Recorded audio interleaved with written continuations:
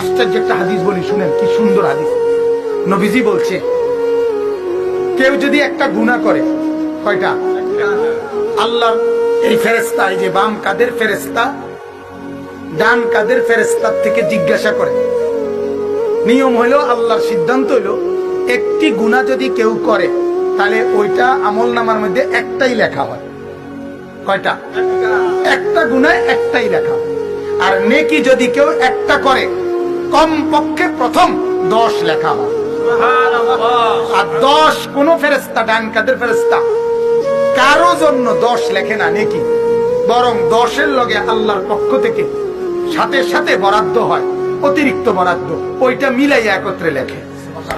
অর্থাৎ প্রতিটা নেকিকে আল্লাহ কারো জন্য 70, কারো জন্য 700, কারো জন্য 7,000, 70,000, 7 লাখ, 70 লাখ, 7 কোটি, 70 কোটি, 70,000 কোটি এভাবে বানাইতে থাকে।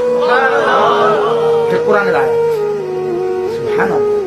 নেকি বাড়ায় দেয়, নেকি বাড়ায় দেয়। 10-এর কমে নাই, 10ও লেখে না, বরং 10-এর মধ্যে আরো কি হয়? যোগ হয়ই হয়, যোগ হয়ই হয়। কিন্তু গুনাহ লেখা হয় কয়টা?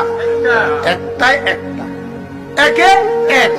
কিন্তু একে এক না, প্রথম এই একে এক লিখবার আগে বাম কাদের ফেরেশতা ডান কাদের ফেরেশতাকে জিজ্ঞেস করে যে লিখবো, এই গুনাহটা লিখতাম নি আমার পৃষ্ঠা।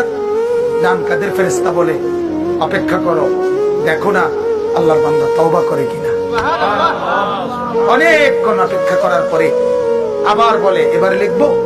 দ্বিতীয়বার বলে, না আরেকটু দেখো না তওবা করে কিনা।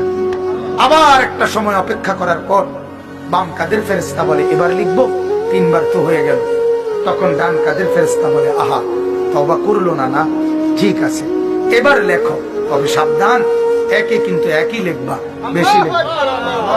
আচ্ছা লেখলো এক। কত লিখলো? এক।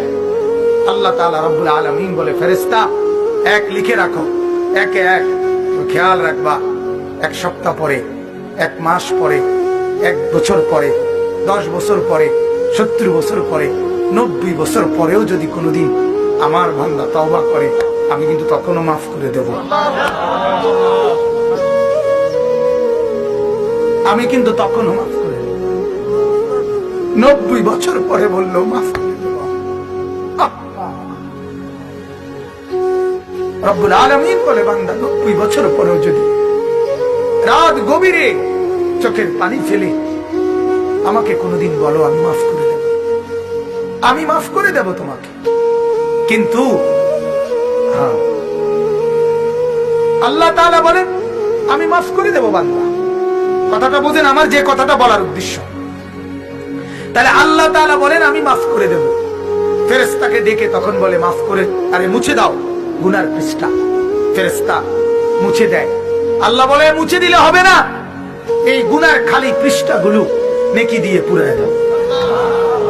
এরপরে এই যে কথাটা বলতে চাই, দোস্ত শোনো যুবক, বাপ আপনাদেরকেও বলি, আল্লাহর নবী বলে, এত সুযোগের পর প্রথমে লেখে 3 দফা পরে, এরপরে একে কত লেখে? এক। এরপরেও সেটা মাফ করে দিতে রাজি 90 বছর পরে হলো। এরপরেও যেই লোক তার গুনাহ মাফ না করাইয়া হাসরের ময়দানে জাহান্নামী হইল, আযাবের উপযুক্ত হইল, আল্লাহর নবী বলেন তার কারণ হইল এটাই, সে নিজের ব্যাপারে দৃঢ় সিদ্ধান্ত নিছে আমি আগুনে জ্বলবই।